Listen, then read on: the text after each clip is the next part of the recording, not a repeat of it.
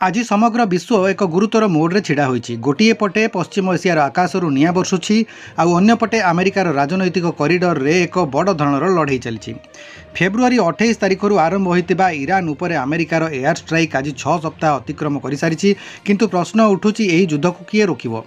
निकटरे America senate रे मध्य democratic दल पक्षरु एक गुरुत्वपूर्ण प्रस्ताव आगत करा जायतिला, जार लक्ष्य थिला राष्ट्रपति डोनाल्ड ट्रम्प वार पावर्स बा युद्ध करिबार क्षमता को सीमित करबा।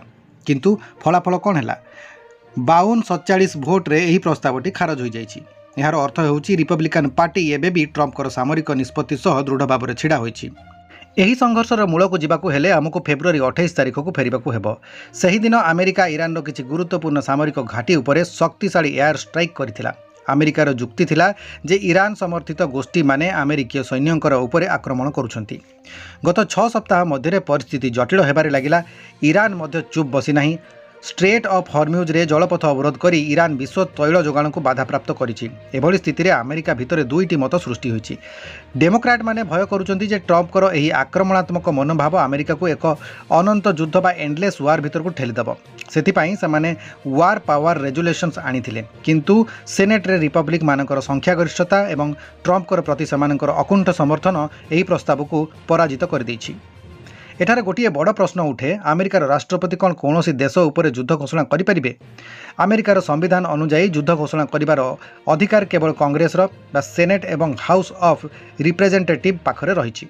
किंतु 1973 मसीह वार पावर एक्ट आसीथिला।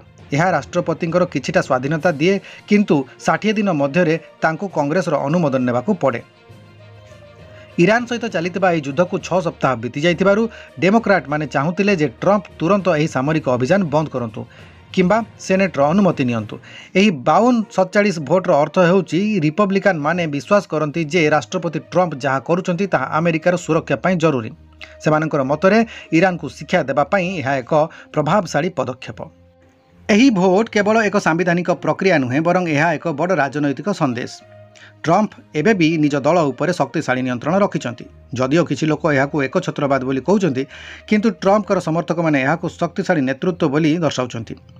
रिपब्लिकन सेनेटर माने जुक्ति बाढ़ी जे जदि सेनेट राष्ट्रपतिंकर हाथ बांधि दिए तेबे ईरान परि शत्रु देश मनोबल बढ़िजिवो।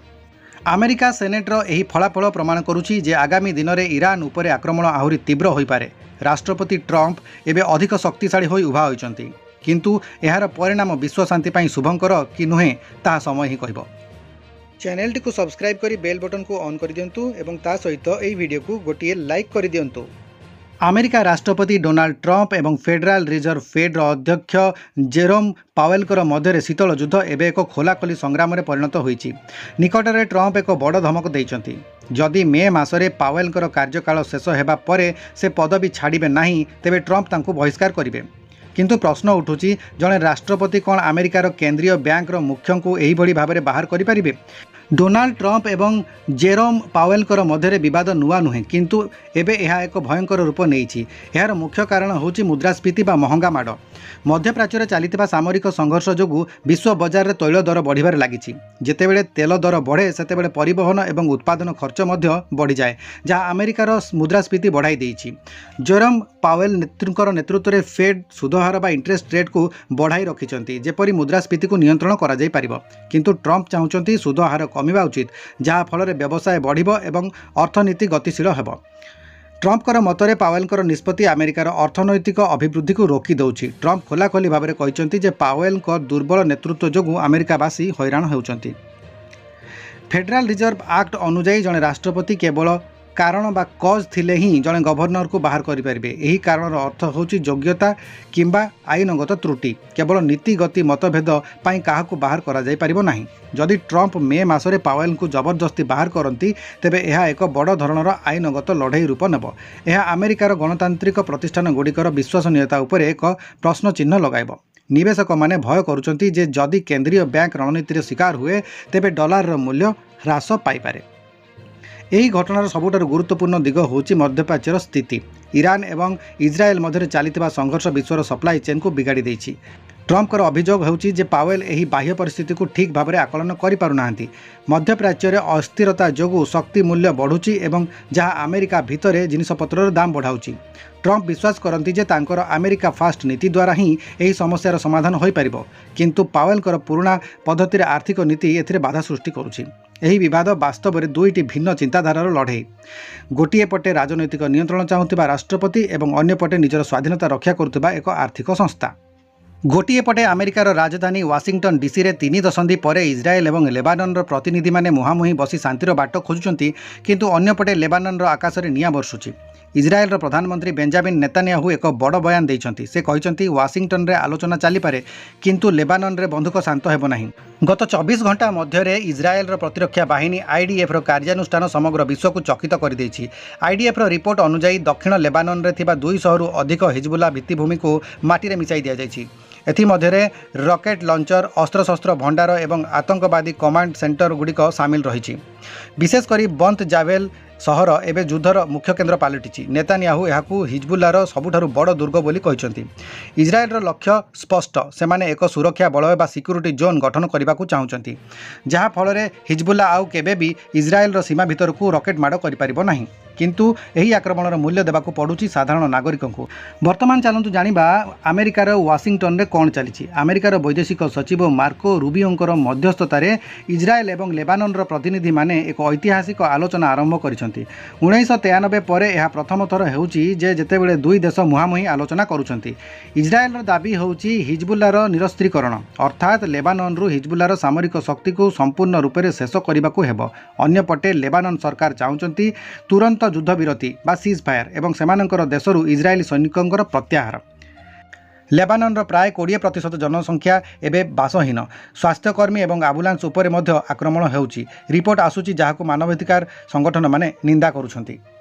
नेतान्याहूंकर पाई एही आलोचना केवल एक कूटनैतिक चाल। से चाहुचंती जे विश्व देखू इज्राएल शांति चाहे, किंतु सामरिक स्तर में से हिजबुल्ला को संपूर्ण रूप से दुर्बल न करबा जाए रोकिबे नाही। यहाकू इंग्राजी रे कुहा जाए नेगोशिएशन अंडर फायर, अर्थात गुली माड़ चलता समय आलोचना। आपणकर मनरे प्रश्न उठुथिबो, जदि ईरान एवं अमेरिका मध्य युद्ध विरति पाई आलोचना चली तेबे लेबानन रे युद्ध कहीं बंद होउनी। यार मुख्य कारण होउछि इज्राएल विश्वास करे जे ईरान अमेरिका चुक्ति लेबानन पाई लागू नुहे। नेतान्याहू जानिचंती जे हिजबुल्ला होउछि ईरान रो सबुठारु बड़ हाथ। जदि हिजबुल्ला को एबे छाड़ी दिया जाए तेबे भविष्य में सेमाने पुणी शक्तिशाली होई इज्राएल पाई विपद सृष्टि करिवे। एथिपाई इज्राएल निजर सामरिक लक्ष्य हासिल करने को चाहूँगी। नेतान्याहूंकर स्पष्ट नीति है पीस इज थ्रू स्ट्रेंथ, अर्थात शत्रु को एते दुर्बल कर दियो जे से शांति चुक्ति करने को बाध्य हेबो। एही कारणरू ही शांति आलोचना चलता सत्वे आईडीएफ आक्रमण रे तीव्रता को आहरी मध्य बढ़ाई देछि। एही युद्धर सबुठारु दुखद दिग होउछि मानवीय संकट। लेबानन रे एबे स्थिति अत्यंत संकटजनक होइछि। 2100 रु अधिक लोक मृत्यु वरण कर सारिछंती एवं हस्पिटाल गुड़िकर औषधर अभाव देखा देछि। विश्व समुदाय एवं इज्राएल उपर चाप पकाउछि। कानाडा, फ्रांस और ब्रिटेन परी देशगुड़िक लेबानन रे तुरंत युद्ध विरति पाई दाबी करुछंती, किंतु प्रश्न उठुछि अमेरिकार डोनाल्ड ट्रम्प प्रशासन इज्राएल को केते दूर समर्थन करिबो। ट्रम्प एक पक्षरे ईरान सह आलोचना करुछंती, किंतु अपर पक्षरे इज्राएल रो सुरक्षा पाई मध्य प्रतिबद्ध। एही संतुलन रक्षा करिबा आगामी दिन में विश्व राजनीतिर दिशा स्थिर करिबो। जेतेबेले समग्र पश्चिम एशिया एक बड़ धरणर युद्धर द्वार देश में छिड़ा होइछि, सेतेबेले पाकिस्तान रो एक बड़ खबर आसीछि।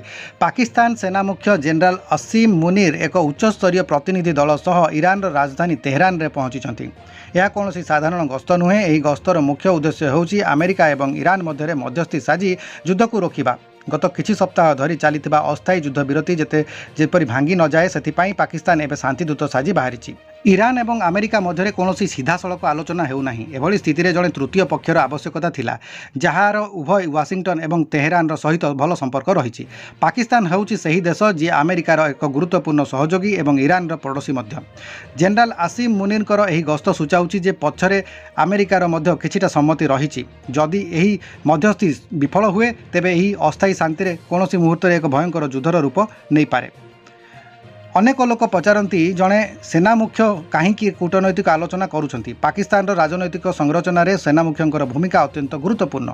जनरल असीम मुनीर पूर्वर सऊदी अरब एवं यूएई सह पाकिस्तान संपर्क सुधारिबारे बड़ भूमिका अंशग्रहण करिसंती।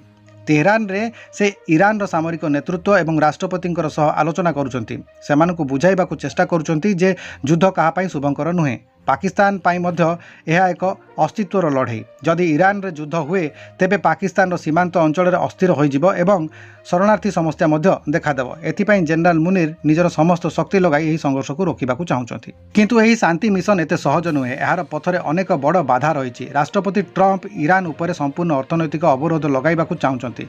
ईरान निजर सामरिक सम्मान सह सालिस करिबाकु प्रस्तुत नुहे। सेमानकर मतरे अमेरिका प्रथमे सेमानकर जलपथरु हटिबा उचित। इजराएल कदापि चाहे नहीं जे ईरान एवं अमेरिका मध्य कौन चुक्ति हो। जनरल मुनीर को यही एक सूक्ष्म संतुलन रक्षा करने को पड़ो जो ईरान को लगे से जीति एवं अमेरिका को लगे जे सेमानकर शर्त पूरण होइछि। यह जड़े अभिज्ञ जनरल एक बड़ चैलेंज।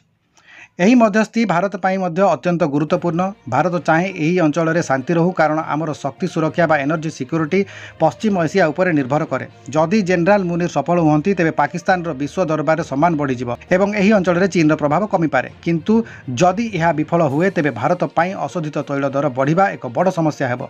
भारत मध्य यही गस्त उपर तीक्ष्ण नजर रखिछि।